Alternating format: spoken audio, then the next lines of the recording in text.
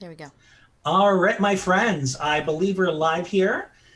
As promised, I'm here with my good friend, Alison Smith, who has this banging banner in the background because Jazz hands. because I forget people's names. So she was kind enough to create this whole banner just for me Just for you, so I Brian. can Yeah. remember what her name is.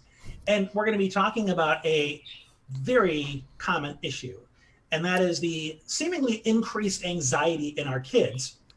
And what can we do about it? Now, there are some parents who are completely out of touch with this digital age and say, oh, it's the same as we were when we were kids. And I was stressed when I was a kid too. It's no different. No, it's way different than it was when we were kids. In fact, my boys have a half day today, and I checked in with them on some of the things that are causing them anxiety because I wanted to make sure I was speaking with some information. And there are a lot of different reasons. And Alice and I come from different backgrounds. We have different areas of specialization. One of hers is in the area of emotional intelligence. And she has really done a deep dive into that topic and has a lot of wisdom on it. And we're going to definitely take advantage of that during our time together. And my area of specialization is around ADHD, autism spectrum challenges, and how those are impacted by anxiety. So you're going to see me speaking to that population as well as in more general terms. So with that, I imagine, Allison, what do you think? Just kind of jump into some of the main causes that are behind that anxiety. Absolutely. You hit the nail on the head with technology. But there are a couple aspects there that are leading to some of the issues with anxiety and other mental health matters. One is screen time. It Screens are really addictive. I don't know about you, but Yeah, I my am my never very phone far my away from phone is my phone. within reach, kind of like one of those defibrillators that they put in your chest so that your heart Quick, doesn't give stop. Brian a hit. It it it kind of serves that same purpose. I'm feeling a little Yeah, out of I mean, rhythm. I need yeah, my phone. I don't wear a watch anymore. So if I want to know the time, I grab my phone. I'm not always grabbing it because notifications are going off. I've actually learned to turn a lot of those off. Thankfully, I figured out how to do that. But there are lots of reasons for me to have my phone nearby. I've made a point of sharing that with my kids, why I have it nearby. Most of my work is online. But there are definitely times that I set it aside. Sometimes that's actually really hard to do. And I'm a grown woman, they tell me. I'm supposedly an It's adult. it's just a rumor. It's an urban legend. I'm actually quite immature. So that's one factor. It's so hard for us. It's infinitely harder for our kids because of the way their brains are developing. And using too much screen can impact their behavior and their well-being as well. Not just feeling pulled by it, but actually having too much of the eyes on a screen. Another huge piece of this, as our kids are getting older, preteens, teen years, social media. I I have an 8-year-old and a 10-year-old. Some of their friends already have accounts on social media. And Because their parents agreed to lie about their age. Isn't that a wonderful precedent to set with your children? I won't get into that part. We don't have that kind of time, but social media is causing some serious anxiety in kids because if you mess up it, think back 20 years, 30 years, maybe even 10 years. You do something stupid at school, as everybody does, it was over in a couple seconds and maybe a few people talked about it, but it didn't last long. Now someone can get a video of it and share it to everyone, and it keeps going on repeat, and people make a meme about it, and then people talk about it. It becomes a huge issue. Like a lot of things I do, I would hate to have on social media. And if I were interacting with my coworkers or my friends or whatever, and I never knew when something I did or said would get repeated or broadcast, I'd probably be on eggshells a lot of the time. I And I've remember got the as a adult kid, brain to cope with that. And it would as still a be hard. as a kid, I was bullied a lot by the other boys, and I remember that my go-to strategy was to outrun them. If I could make it home fast enough, and once I was in my house, I was safe from the bullies, didn't have to deal with them till the next day. Now, as you pointed out, they have the privilege of being able to go online and attack you online. Yeah, 24 And if 7. you block them, they get their minions. Yeah, their minions can now attack you. There was a young girl that I was working with who could not escape the grade school drama. Her little device, her iTouch, was blowing up constantly with, "Did you hear what so and so said about you?" Or maybe even so and so would ruse the other girls into getting her contact information and would then start spewing that hate towards her through her own device. So she couldn't escape it no matter what she Brutal. did. And needless to say, she had a bit of an anxiety problem. Understandable, for sure. Is there anything else that you wanted to speak to in terms Oh, of social media or technology at all? Because there well, are a lot of other reasons. oh yeah, the social media, because the people watching us, they want some tips as well. Yeah. And the most obvious one is you have to really compel your child to have balanced input. One thing that I emphasize with my boys is you got to do some reading that's not on a screen. Mm-hmm.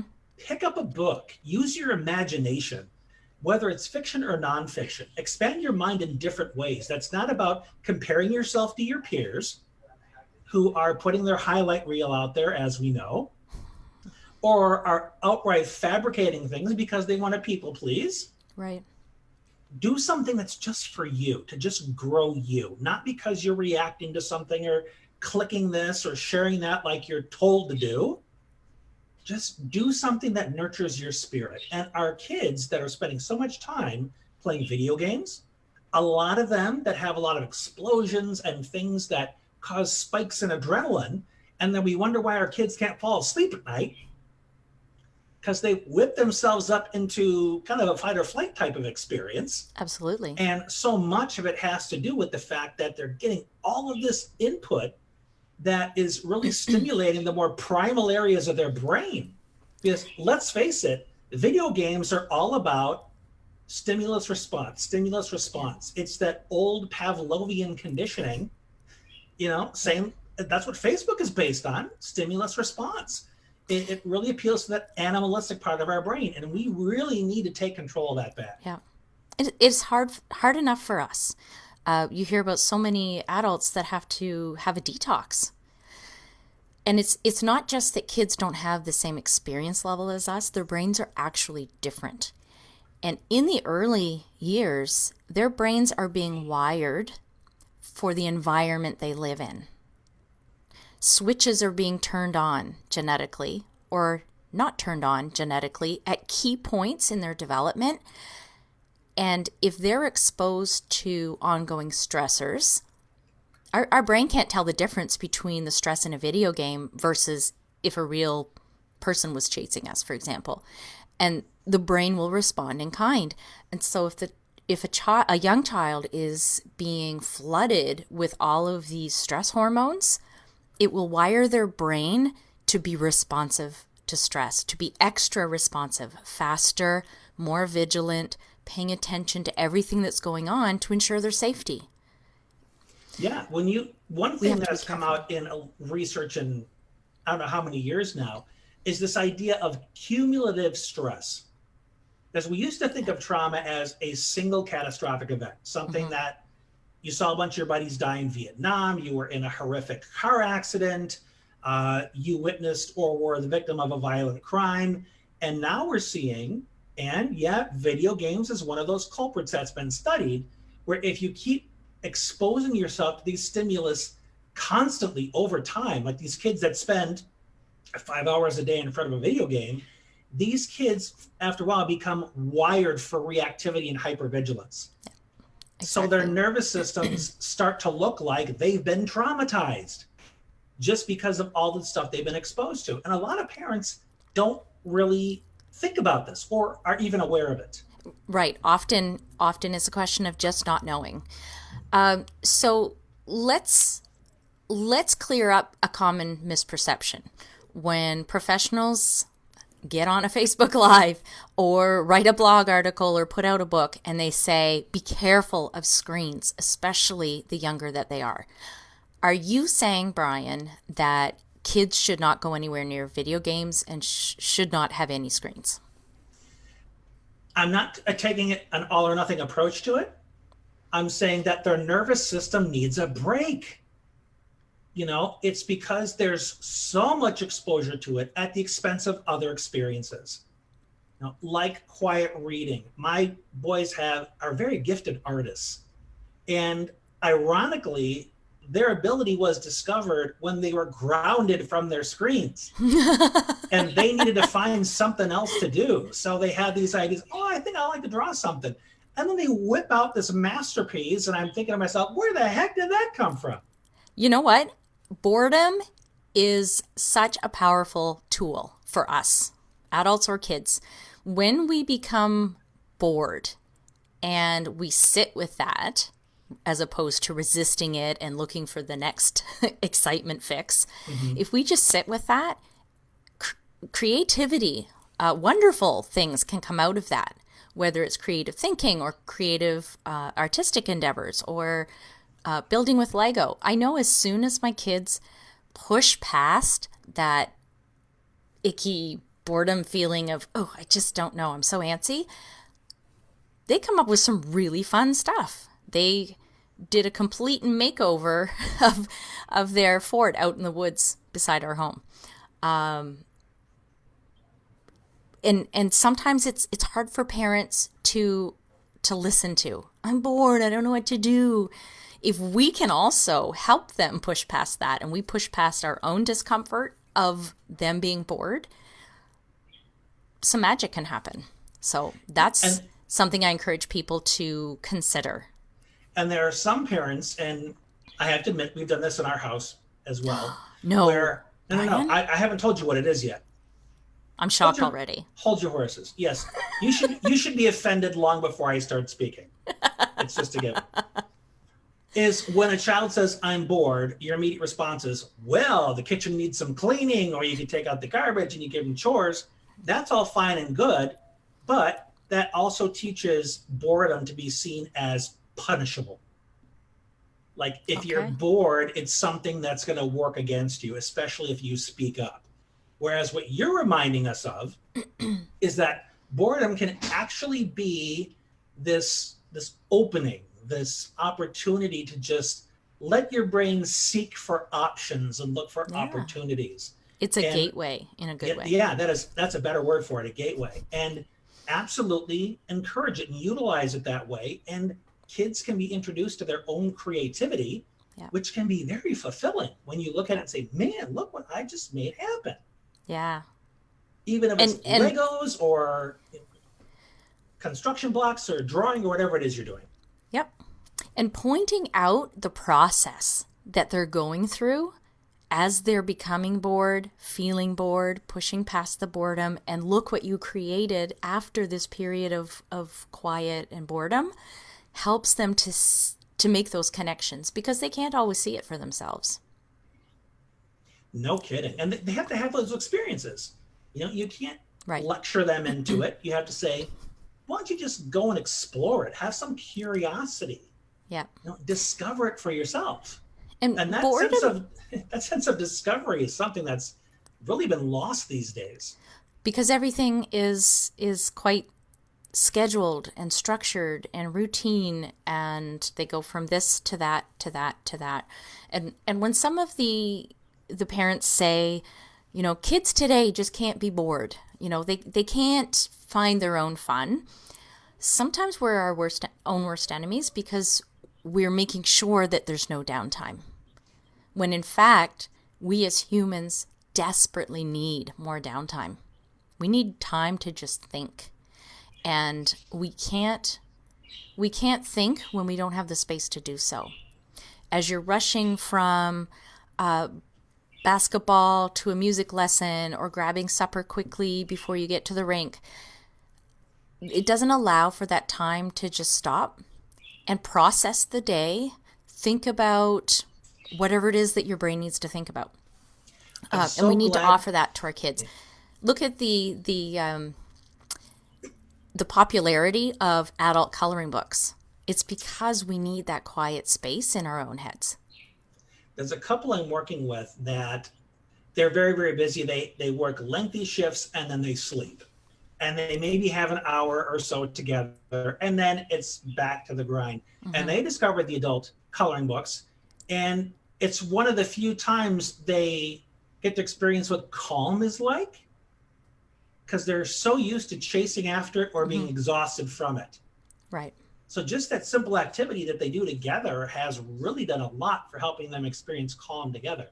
Right. I'm glad you mentioned the importance of processing because that's exactly what I got from my boys before jumping on the call. Is there's so much thrown at them without the opportunity to process it and think it through. And one of the biggest offenders of this is the school day. They're having more information that they are being held responsible for. The tasks or projects are getting more complicated. And for kids with ADHD or even adults, processing speed tends to be slower. It can be a little clunkier. We get distracted easily and have to bring ourselves back to it. We get downright stuck because of an executive functioning glitch.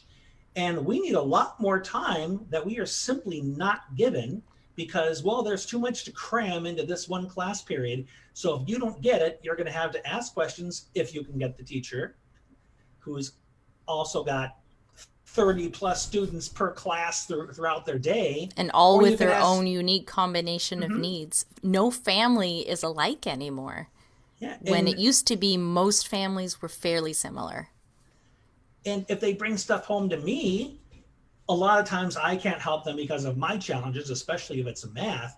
So they're stuck with having to figure it out for themselves, largely. And that is incredibly stressful. For sure. And another thing that bugs me, I just want to throw this in there. I don't know how Are it's you on up your there. soapbox? I don't know. No, I'm on my comfy chair. Really.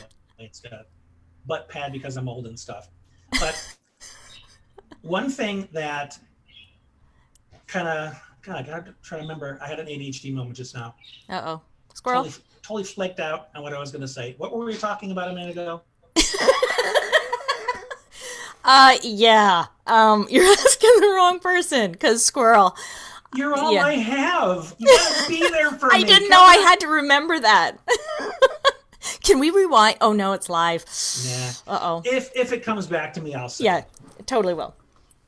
Yeah, you're talking about your, you know what? No, let's move on. Because I totally Okay. had a moment like that too. Oh, it's all in the past. It doesn't Yeah. matter anymore. Yeah. Live in the moment, Brian. Have to move forward. Live in the moment. Yes. Okay. So what are we moving on to? Let's talk about the emotional side of family life. Because we're talking about anxiety, and that's feeling anxious is one emotion. But we know that there are maybe 3 or 4 more emotions. At least.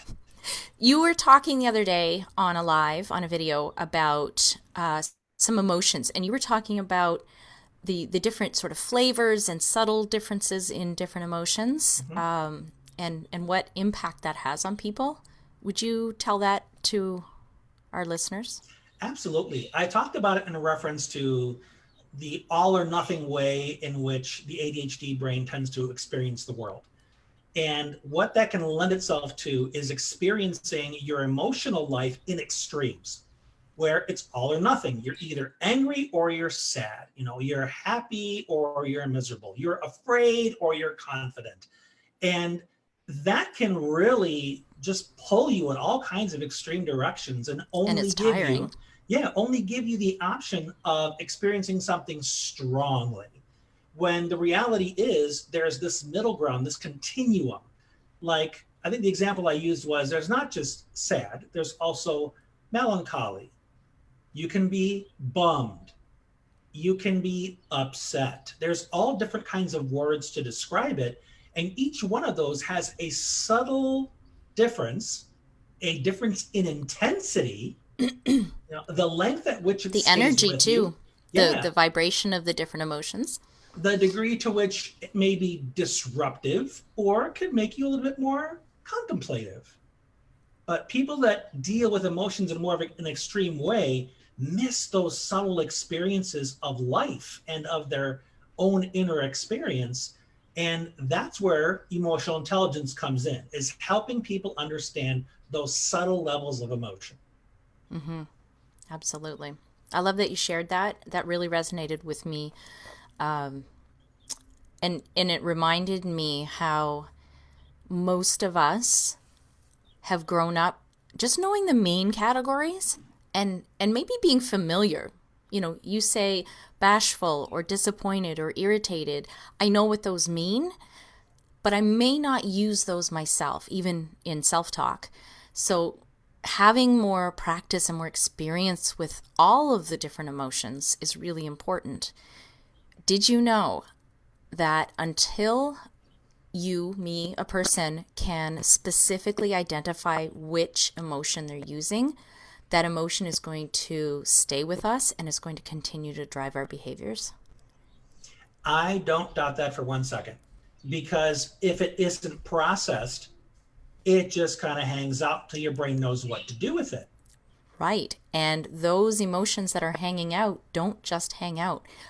They're like bunnies. They'll breed, they'll multiply, they will grow.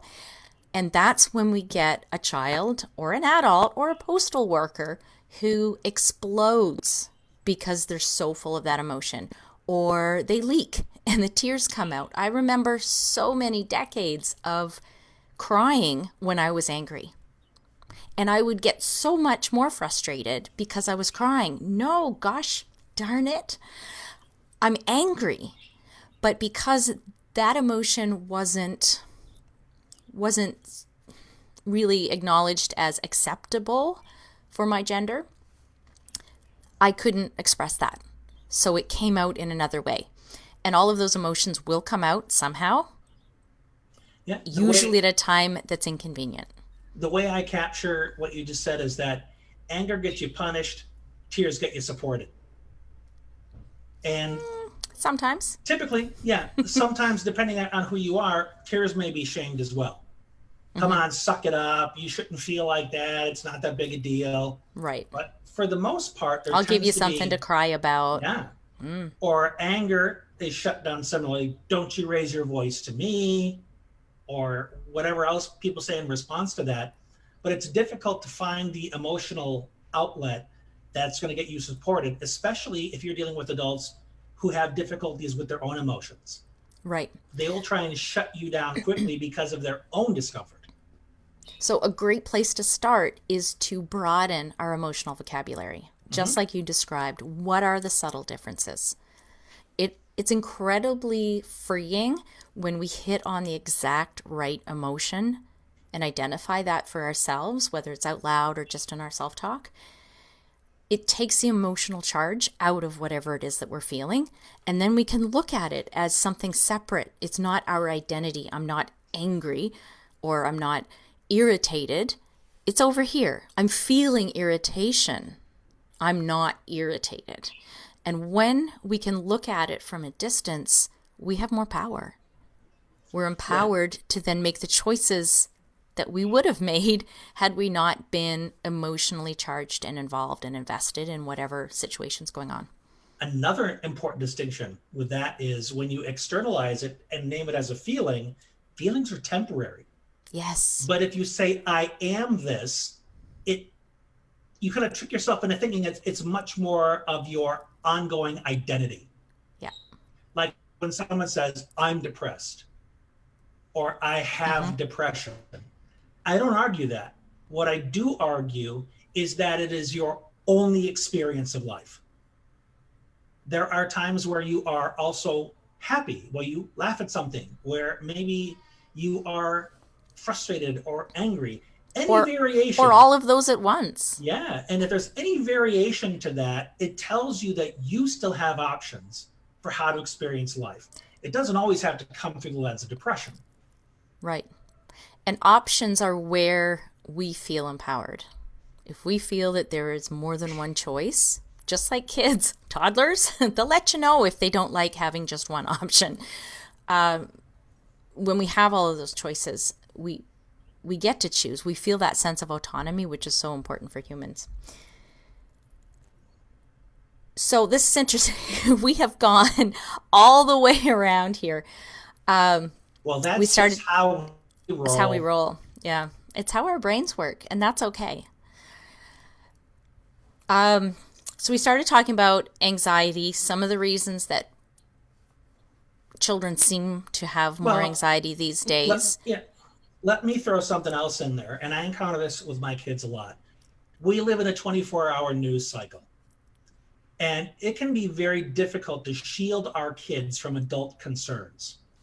You know, when you hear about all the stuff that our U.S. president says and does, when the uglier side of humanity, the rapes, the school shootings, the wars, all that stuff, that previously our kids would be in bed, we'd be watching the nightly news and get our fill of the day's crap.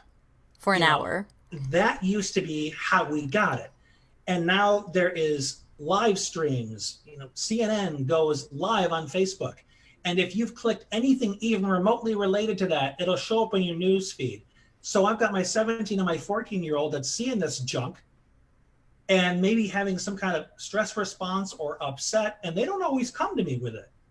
Sometimes you just keep it to themselves, and it does whatever it does in their head. And like you pointed out, if they don't know how to process, it doesn't hide. It just stays there. Yep. And something else that I just remembered I wanted to say, people that talk about being triggered, where something shows up in their present life that reminds them of this emotion or reminds their nervous system that, hey, these two are connected. Let's feel this now. And you don't know why you necessarily responded that way. And in many cases, it's because you got that emotion swimming around there you haven't processed yet. But now you gave it an out. Right. And let's remind people of how we get that out. One, we have that downtime to think about things, for sure. Conversation is a huge piece. Just talking about it can be helpful. Do you remember how I mentioned that the emotional charge can be gone when we label it specifically? It's really powerful when we share that with someone that we know cares about us and is listening. They're not offering advice. They're not giving suggestions. They're not trying to fix something. They're simply listening. That can be tremendously powerful. So I want to remind people of the power of conversation. Encourage your kids to just share a thought and encourage yourself not to feel that you need to make it go away or that you need to solve it. One of the more powerful lessons I learned when my oldest son, who's now 21, he was 11 at the time, and he was in crisis because of all the bullying he was having at school. And some of the stuff he shared with me, in addition to the bullying, broke my heart because I was responsible for some of it in terms of the expectations I piled on him. And I knew in that moment he was feeling so vulnerable, so raw, that this was not the time to problem solve. So what I just intuitively came up with was to say to him, you know what? I don't have answers to this either, but I promise you that I'm not going to leave your side. We are going to go through this together, and we will find the answers together. Beautiful. And that had such a weight lift off of him that I understood his helplessness. I understood his overwhelm, and that he was not as alone as he thought he was. And that really opened the door to a new way of problem solving together. It was more of a partnership instead of, well, I'm the parent and I know everything. Right. And like you said, just being there, being present, letting them know they're not alone, just listening, that can be gold. Absolutely.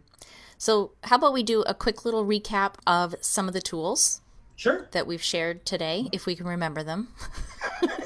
Hey, anybody who, if we don't remember all of them, there's the replay. Yeah. Rewind, folks. Absolutely. So, watching the level of screen time, having conversations with your kids about the effects on the brain, maybe doing a little research on what are the effects at certain ages, what are the current recommendations in terms of limits. What else do you recall? As parents, you got to work on your own stuff. Improve your own emotional vocabulary, your ability to manage and experience your own emotions, because our kids take cues from us. If we model healthy emotional expression and use that language, they're going to pick it up. Absolutely. And Absolutely. although I don't journal, mostly because my hands suck from various health issues, I have many clients that do, and they report being able to do some wonderful processing because they can take the time to put their thoughts together, choose their language, and then they can review it later on and see how far they've come. Yeah. So Yeah, it's that's a nice. wonderful tool that way.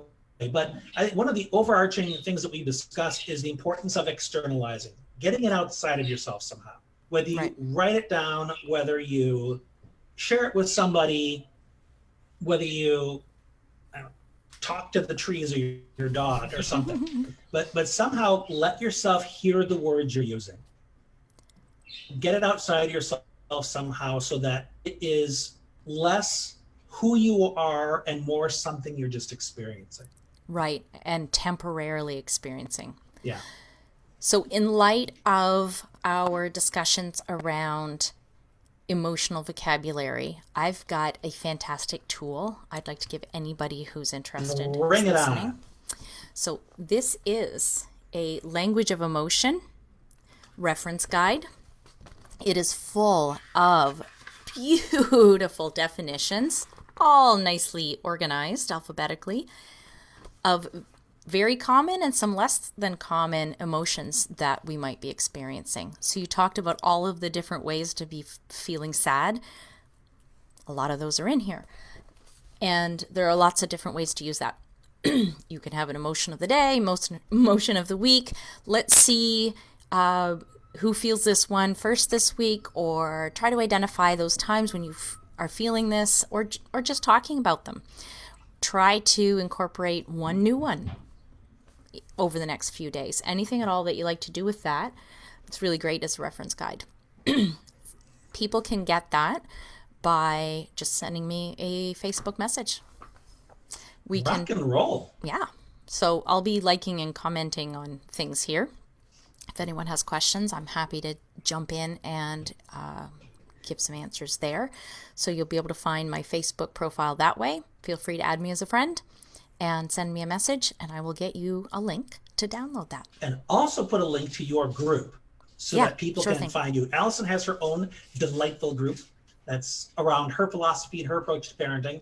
And I'm a member, and I really love the stuff she posts. She finds some really great resources, and I encourage you to, follow both of us, because we have different approaches that, when combined, work beautifully, as you've all seen firsthand just now. Go team. And yeah, this conversation is just getting started. So Oh, whoever's watching I've had this that video, thought at least 5 times through yeah, this conversation. wherever you see this video, ask questions to either of us, and we will flush it out as much as we need to Happy to do so. help you have the results you need. Yeah. So this We should do this again. Oh, we plan to.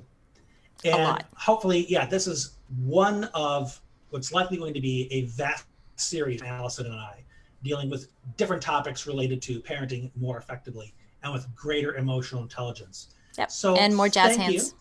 Oh yeah, more jazz hands, because that's the best I can do these days. Yeah, the rest of me is pretty sedentary. So thank you again, Alison. This has been an absolute blast. We're off to a strong start here. Thank you, everybody, for watching. Please tell the masses about this. If you think of anybody that can benefit from this, send them my or Alison's way, and you'll be hearing from us again very soon. Okay. Take care, everybody. Been fun. Bye.